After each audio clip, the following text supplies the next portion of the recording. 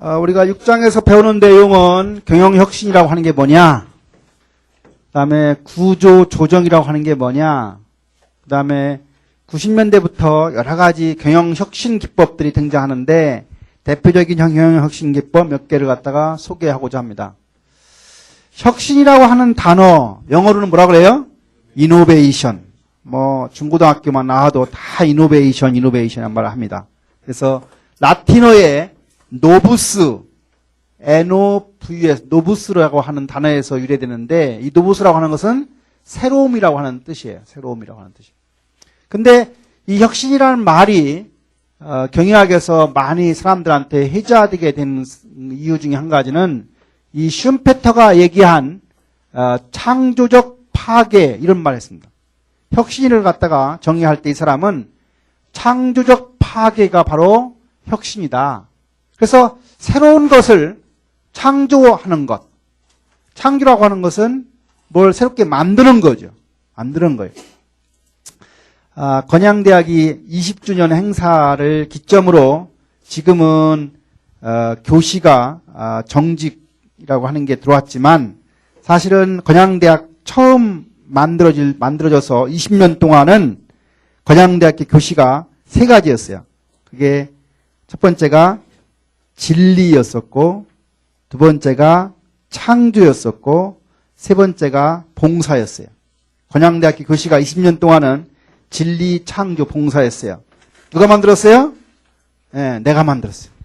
내가 진리, 창조, 봉사라고 했던 이유 중에 한 가지는 대한민국 대학, 그 당시에 한 100개 대학 정도가 있었는데 100개 대학을 가장 내가 전부 분석해 보니까 진리라고 하는 교실을 쓰는 학교가 제일 많더라고.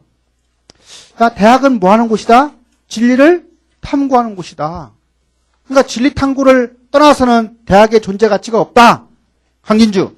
그래서 내가 진리라고 하는 용어를 처음 만들었고, 두 번째는 창조라고 할까 창이라고 할까 고민하다가 실체가 있는 창조가 더 의미가 있는 것 같아서 창조를 하겠어요. 진리를 탐구한 것만 가지고는 부족하다 해서 뭔가 새로운 것을 만드는 게 있어야 대학이 가치가 있는 거 아니냐. 그래서 제가 두 번째 우리 대학의 교실을 창조라는 말을 썼습니다. 세 번째는 인간만이 할 수 있는 특권 중에 한 가지가 뭐예요? 봉사예요. 봉사예요.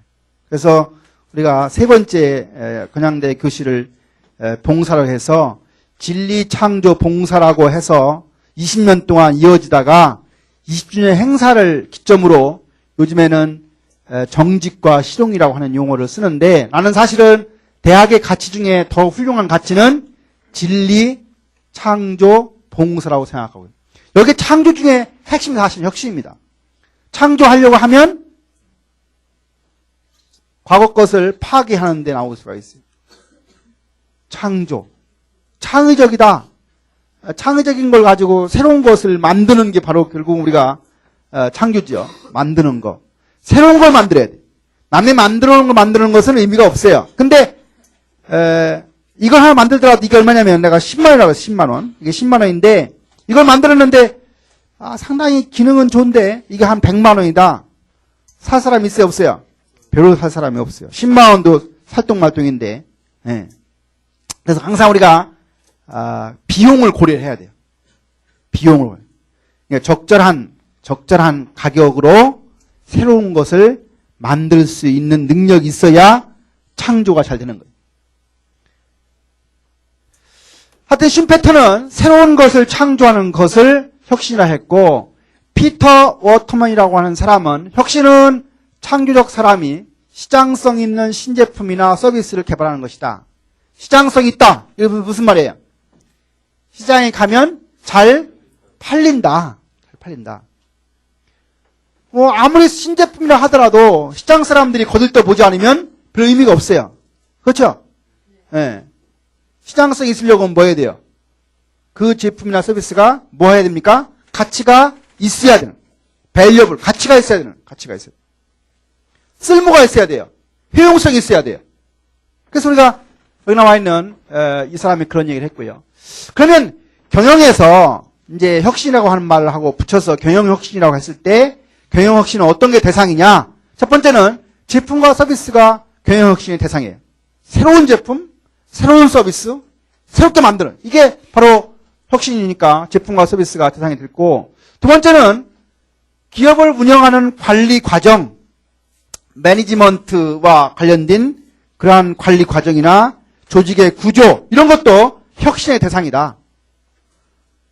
뭐 지나치게 기업 조직이 부서가 많다라고 하면 부서를 통합하고 재배치하는 것도 혁신의 대상이 돼.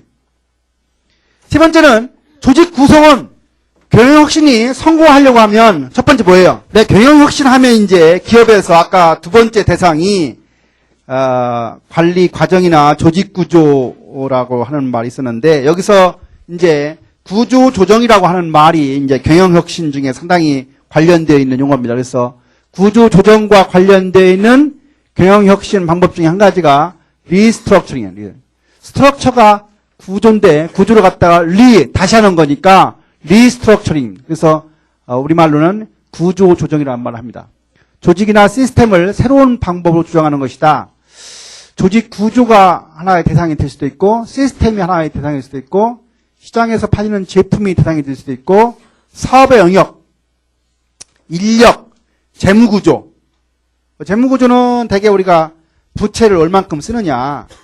옛날에 IMF로부터 우리가 구제금융을 받을 때는 부채 비율이 무지는 높았어요. 막 1000%, 2000% 이렇게 비슷했는데 지금은 우리나라가 재무구조가 이 리스트럭처링을 많이 해서 부채 비율이 높지 않습니다. 뭐 100%, 200% 이렇게 높지 않아요. 자기가 자본금 1억이면 부채는 1억이나 2억 정도만 돼요. 과거에는 자기가 1억 가지고 하면 뭐 10억, 100억 이렇게 엉뚱없이 너무 많은 부채를 썼었어요. 그래서 여기 재무구조 관계는 부채 비율에 대한 얘기고 인력에 관한 구조정은 인력이 많은 것을 어떤 거예요? 대부분이 줄이는 쪽을 얘기합니다. 줄이는 쪽을 얘기해요. 여러분들 월급을 받을 때 많이 받고 싶어요? 적게 받고 싶어요? 일은 많이 하고 싶어요? 적게 하고 싶어요? 그것은 도둑놈 소리예요. 일은 적게 하고 월급을 많이 받겠다고 하는 생각은 이 세상의 신도 그걸 해결해 줄 수가 없어요. 그럼 어떻게 해야 돼요? 일도 많이, 월급도 많이. 이게 삼성전자, 삼성이 그룹이 취하는 방향이에요. 일도 정말 빡시게 시키고 들어가서 좀 있으면은 못 버티는 사람은 나가고 버티는 사람만 삼고 대신에 월급은 많이 주고. 근데 능력 있고 월급 일 열심히 하면 일 많이 하면 월급 많이 줄 수 있는 거죠. 여러분이 사장이라고 하면 능력 있는 사람 10명하고 일하고 싶어요? 능력이 없는 100명하고 일하고 싶어요? 능력 있는 10명하고 일하는 게 훨씬 편합니다. 관리하기도 편하고 말도 잘 듣고. 결국은 여기서 인력이라고 하는 것은 능력 있는, 능력이 없는 사람 자르고 자른다고 하면 기분 좋아 나빠요? 차를 이제 태울 때 골라서 잘 태워야죠. 그렇죠? 골라서 잘 태워야 되는데 아무리 골라도 잘못 태운 직원이 있어요. 어떻게 해야 돼요? 같이 가야 돼요? 내려보내야 돼요? 내려보내야 됩니까? 그냥 같이 갑니까? 교육을 시켜서 잘 데리고 가는 게 좋겠어요? 싸가지 없는 직원은 느리라고 하는 게 좋겠어요? 어떻게 하겠어요, 여러분들이? 너는 느리라고, 너는. 너 느리고, 너는. 교육시키고, 너는. 느려. 너는. 교육시켜요. 근데 사람이 가지고 있는 애티튜드, 태도는 교육으로 가지고 변화가 돼야 안 돼요? 잘 안 돼요. 기술은 뭐예요? 기술이나 기능 이런 것들은 교육과 훈련으로 가능해요.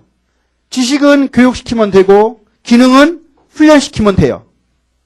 근데 사람이 가지고 있는 성향, 태도는 교육이 효과를 발휘하려고 하면 엄청나게 들어가는 게 너무 커요.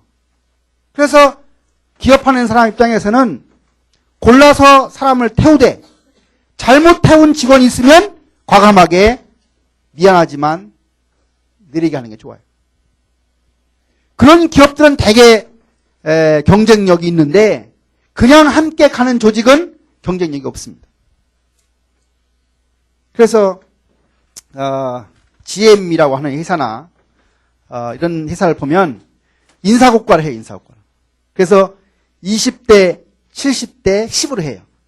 20%, 70%, 10%. 그래서 해마다 10%씩을 자르는 거예요. 100명이다. 20명까지는 고속 승진이 이루어지는 것이고 70%는 그냥 보통 사람들. 마지막 10%는 잘라요. 언젠가 어느 학회에서 LG전자에 그 컴퓨터 모니터만 설계하는 상무가 특강하는 걸 들은 적이 있어요. 자기는 여러분들 컴퓨터 그 모니터 별거 아닌 것 같은데, 그거를 자기네 회사에 그것만 맨날 개발하는 사람이 100명이래요. 100명이 그 짓만 한대. 근데 자기는 1년에 5명씩 자른다고 그러더라고. 5명 자르고 1년에 10명 충원하고. 그러니까 명수는 좀 늘죠. 명수는 늘죠. 근데 자를 때가 가장 마음이 아파서 자른 날은 꼭 자르는 사람하고 같이 식사하고 노래방 가고 어깨동무하고 그리고 그 사람들 중소기업에 취업까지 시켜주는 게 자기의 몫이라고 하더라고요. 자기네 회사에는 안 맞으니까 끝까지 데리고 갈 수 없다는 거예요. 왜? 사람들이 내려야 할 사람들을 내리지 않게 하면 어떻게 돼요? 여기 있는 사람들이 어때요? 긴장해야 안 해요?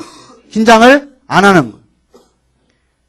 성적은 어때요? 성적을 다 성적을 잘 주는 게 좋아요? F 줘야 돼요? 그 논리로 하면 F를 줘야 되는 거예요. 그렇죠? 회사도 차를 태울 때 잘 태워야 되지만 잘못 스크리닝해서 잘못 태운 직원이 있으면 그 사람을 느리게 해야 여기 있는 사람들이 긴장하고 더 열심히 하는 거예요. 그래서 우리가 조직 여기 나와 있는 인력은 그런 얘기고, 사업은요, 지금 어떤 사업을 하는데 그 사업이 뭔가 문제가 있다. 도저히 안 된다. 얼마 전에 우리가 우리나라에서 잘 나가던 웅진그룹이 힘들어지죠. 웅진그룹. 알아요? 웅진코웨이부터 시작해서 힘들어졌는데, 사실 웅진그룹의 회장이 윤석금이라고 해서 공주의 유구 사람입니다. 공주 유구에 가면 전설적인 인물이에요. 전설적인. 네. 근데 웅진그룹이 사실은 지금 거의 해체 단계에 와 있는데, 그 기업이 결국은 극동건설 인수해가지고 자금 압박받는 거. 두 번째는 무슨 사업에 뛰어들었어요? 태양광 발전 사업에. 태양광 같은 사업이 우리 뭐래요? 신에너지, 신재생 에너지. 그러니까 여러분들 과거에 가지고 있던 에너지, 원자력이나 이런 석탄, 석유가 아닌 거. 대표적인 게 태양광. 또 뭐 있어요? 조력, 풍력. 수력은 아니고, 수력은 전통적인 거지. 그렇잖아. 예. 그 다음에 지열, 그 다음에 메탄, 화력은 맞죠. 파도의 힘 가지고 뭐 하는 게 있나 지금요? 조력발전소라고 해서 물이 들어왔다가 빠져나갈 때의 그 수력발전처럼 이용하는 조력발전소.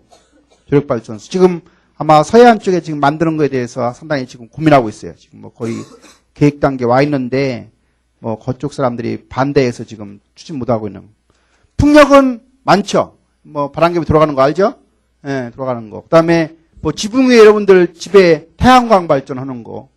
근데 사실은 웅진그룹이 태양광 쪽에 손댔다가 이게 성과가 금방 안 나니까 사실 어려워졌어요. 그래서 우리가 여기서 사업을 갖다가 재편하는 것도 하나의 리스트럭칭 해야 됩니다. 다운사이징은 말 그대로 사이즈를 줄이는 거예요. 다운사이징은 조직의 효율성, 생산성, 경쟁력을 개선하기 위해서 조직 인력의 규모나 비용 구조나 업무 흐름 등에 대해 변화를 가하는 일련의 조치를 다운사이징한다. 정보 시스템 다운사이징은 효율적인 네트워크를 운영하는 거다.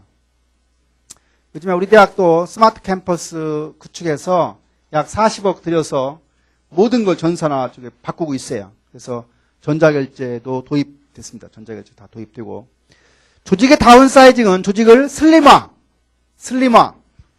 알죠? 슬림. 이게 군더더기가 없는 얇게 하는 거죠. 예, 슬림화한다. 여러분들도 가지고 있는 지방을 전부 없애는 것도 슬림화하는 거예요. 그렇죠? 예.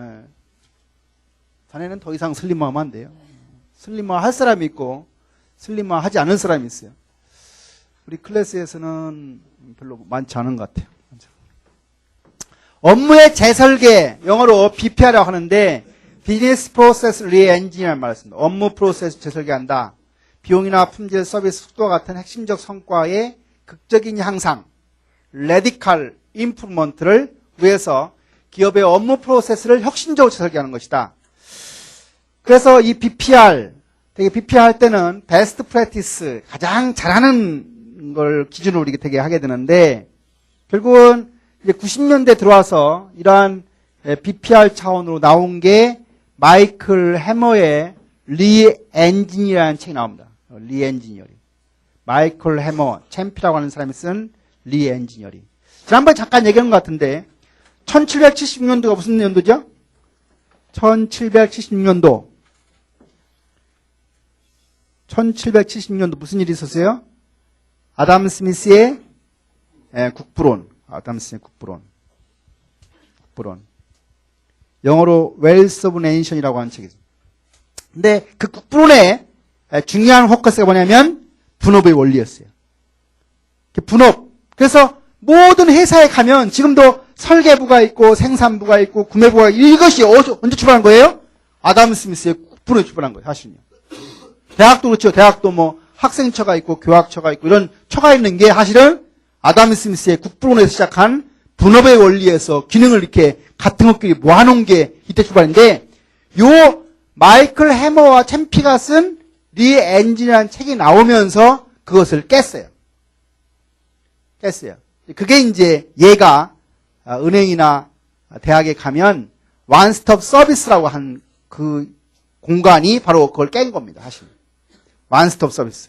이 사람이 보험이사 내용을 가지고 그 예를 설명하고 있는데, 보험 사고가 났을 때 보험을 청구하면 단계 거치느라고 일주일 있다가 보험금을 받더라. 근데 고객 입장에서는 보험금을 신청하자마자 그날 돈을 받고 싶더라.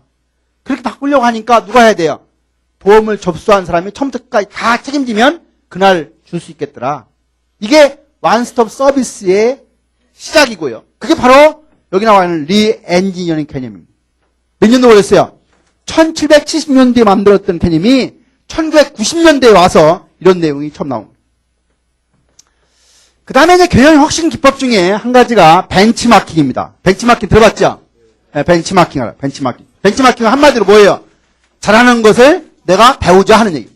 잘하는 기업과 내가 하는 거와 비교해서 내가 뭐가 문제가 있는지를 파악해서 잘하는 것을 내가 배우자 하는 거예요. 그래서 우리가 벤치마킹은 특정 부문에서 최고의 성과를 올리고 있는 회사를 선정해서 그 부문에서 자사와 선정회사의 차이를 비교 검토한 다음에 자사의 성과를 향상시키기 위해서 노력하는 건데, 유형은 내부 벤치마킹, 그다음에 경쟁사를 벤치마킹하는 거, 타업 중의 기능을 벤치마킹하는 일방적인 벤치마킹. 다시 말하면 건양대학이 대학교인데도 불구하고 호텔에 가서 벤치마킹할 게 있을 수 있어요. 그렇죠? 손님을 접대하는 방법, 또는 호텔이 홍보하는 방법, 어느 기능을 중심으로 내가 배워오면 그것은 기능 벤치마킹. 모든 걸 싸그리 다 배우겠다 하면 모든 대상 일방적 벤치마킹이 되는 것이고, 적용을 어떻게 하느냐, 벤치마킹하는 방법은 적용 대상 분야를 선정해서 벤치마킹 목표 기업을 선정하고 자료를 수집하고 현재 자사하고 하면 갭이 얼마큼 있는지를 파악하고 미래 성과 수준을 예측하고 사내 확산이나 공유를 하고 세부 목표를 설정하고 시행계획 수립하고 목표를 재설정하고 혁신한다. 중심 내용은 뭐냐면 내가 뭘 벤치마킹 할 거냐, 우리의 관리 방식 중에서 어떤 걸 할 거냐, 그 대상을 정하고 우리 걸 평가한 후에 대상 기업을 정해서 비교해가지고 뭐가 잘못됐으면 그 기업을 어떻게 하는지, 잘하는 기업 어떻게 하는지 그걸 갖다가 내가 배워서 그걸 활용하면 되는 게 결국은 벤치마킹입니다. 그 다음에 아웃소싱입니다. 아웃소싱. 여러분들 우리 학교에 청소하는 아줌마가 건양대학교 직원이에요? 건양대학교 직원이 아니에요? 건양대학교 직원이 아닙니다. 저기 밖에 있는 수희 아저씨도 건양대학교 직원이 아니에요. 다시 말하면 전부 한 거예요. 용역업체에 아웃소싱 한 거예요. 건양대학교 여러분들 버스 타고 다니는데 버스가 건양대학교 버스예요? 아니에요. 건양대학교 버스가 아닙니다. 그것도 다 집절학에서 아웃소싱 한 거예요. 아웃소싱 한 거예요. 아웃소싱의 존재는 뭐예요? 건양대학이 버스를 뭐 한 50대를 살려고 하면 돈 들어가죠? 운전수 50명 뭐 관리하려고 하면 골치 아프죠? 그 골치 아플 필요가 있어요? 없어요? 없어요. 대전서 버스 한 번 왔다 갔다 하면 그 기름값 계산해서 얼마씩 주면 되는 거예요. 네. 청소하는 아줌마, 이 경상관 청소하는 아줌마 2명에 아저씨 1명이에요. 경상관 전체에 1년에 얼마? 요 금액에 청소할 사람부터 그래서 모아가지고 그 사람 청소시키는 이게 아웃소싱이에요. 내가 하는 것보다 뭐예요? 관리하는데 골치 안 아프고 더 돈도 덜 들어가요. 그래서 아웃소싱은 결국은 맡기는 거예요. 맡기는 거예요. 다른 사람한테 내가 하지 못하는 일, 할 수 있지만 나보다 더 잘하는 업체한테 맡기는 게 바로 아웃소싱입니다. 그래서 비용을 절감하고 업무를 효율화하고 핵심 역량에 집중을 해서 비핵심 업무만 못한다. 그 다음에 지식경영입니다. 지식경영. 한두 번 설명했어요. 지식은 종류가 몇 가지가 있다고 했어요? 몇 가지? 몇 가지 있어요? 지식. 몇 번 했죠? 지식 뭐 있어요? 이게 뭐예요? 이게 사물지라고 사물지. 이게 백목이라고 하는 건, 초크라고 하는 것은 사물지. 그래 뭐였어요? 사실지. 예? 이런 내용. 뭐, 아웃소싱이 뭐고, 지식경이 뭐 이런 거 아는 것은 사실지. 교과서에 나와 있는 거예요. 컴퓨터에 들어있는 거, 이런 것은 뭐예요? 사실지. 그다음에 뭐 있어요? 방법지.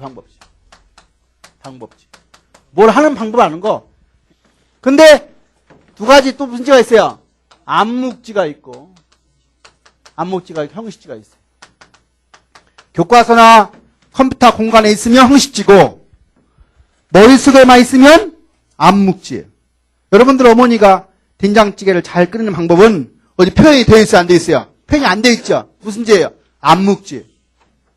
그래서 여기 나와 있는 지식경영은 암묵지 상태의 방법지를 지식 창고에 저장해서 구성원들끼리만 그 지식을 공유해서 활용해가지고 뭘 내는 거예요? 부가가치를 내는 것. 이게 지식경영이에요. 그 다음에 이제 마지막 2개 남았습니다. 전사적 자원관리 ERP라고 되어 있고 또 한 가지가 공급 체인관리 SCM이라고 되어 있습니다.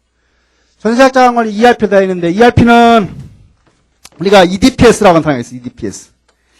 EDPS. Electronic Data Processing System. 이것이 발전되어서 MIS. Management Information System. 그 다음에는요. MRP1이 있었고 MRP2가 있었어요. 그 다음에가 ERP예요. MRP1, MRP2, ERP. 사실은 MIS도 ERP 쪽으로 가요. 주로 MIS 때는 자기들 그 전산 시스템을 자기네 회사에서 개발하는 시대의 주로 내용이었어요. ERP는 자기가 자기 걸 개발하는 게 아니라 솔루션이 있습니다. 갖다가 심는 거예요. 자기네 회사 거다. 대부분 기업이 큰 기업들은 SAP R3라고 해서 SAP이라고 하는 회사에서 만든 ERP를 활용하고 중소기업들은 더존 같은 회사에서 만든 ERP를 씁니다. 그래서 여러분들 나중에 이제 학년 올라가면 3학년 때쯤 가면 우리 ERP 모듈이 있어요. 모듈이 있어서 생산, 인사, 회계, 물류 4가지 모듈 자격증이 있습니다. 그래서 ERP 모듈 1급, 2급 이렇게 돼 있어요. 그 4개 다 따면 취업하는 유리하니까 여러분들 나중에 하기로 하고요. 여하튼간에 우리가 ERP라고 하는 것이 이렇게 해서 발전을 해왔고요. 그 다음에는 이제 공급 체인 관리라고 했는데 서플라이 체인 매니지먼트. 여러분 3층에 올라가면 마케팅 SCM 트랙이라고 말 들어봤죠? 거기 트랙방 이름이 마케팅 앤드 SCM, 그 SCM입니다. SCM이 공급 체인 관리. 공급, 서플라이 체인맨. 공급 체인 관리 또는 공급망 관리. 이런 거예요. 공급자, 벤더가 있고, 여기에 공장이 있고, 도매상이 있고, 소매상이 있고, 소비자가 있어요. 이 라인을 우리는 서플라이 체인이라고 그래요. 공급자, 벤더부터 시작해서 소비자까지. 소비자가 슈퍼마켓이나 고속도로 휴게소에 가서 음료수 하나를 딱 사잖아요. 사가지고 나오다가 어떻게 해요? 바코드를 읽히죠. 돈 주죠. 바코드 읽히는 것은 돈은 이제 거래하려고 있잖아요. 그게 어떤 의미가 있어요? 그 휴게소 안에 있는 그 제품의 재고 관리까지 다 하고 있는 거예요. 컴퓨터 보면은 어제 100개가 들어왔는데 오늘 30개가 팔렸다. 70개 남았다 하는 얘기예요. 이렇게 흘러가는 것은 무슨 흐름이냐면 구스의 흐름이에요. 그럼 반대로 흘러가는 게 있죠. 반대가 뭐예요? 이거 물건 가져가면 사람들이 뭐 줍니까? 돈 줘요. 그래서 이쪽으로 가는 것, 이렇게 가는 것은 돈의 흐름이에요. 돈. 그러면 여기 또 왔다 갔다 하는 게 있어요. 뭐가 왔다 갔다 해요, 지금요? 뭐가 왔다 갔다 합니까? 요 가운데 왔다 갔다 하는 건 뭐겠어요? 에? 뭐라고? 뭐라고 했어?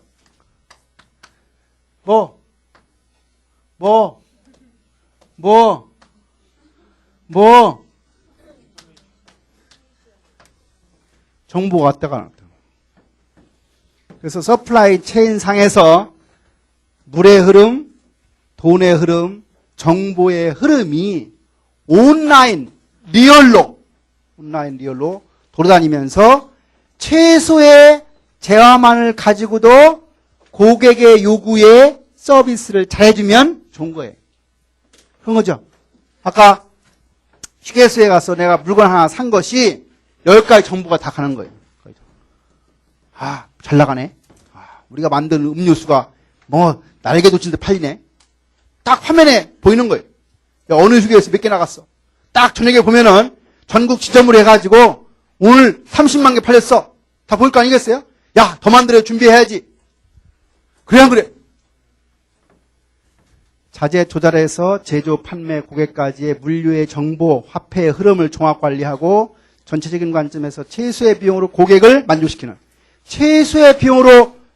만족시키는 생산 공급의 최적화 경영 전략이 바로 공급 체인 관리다.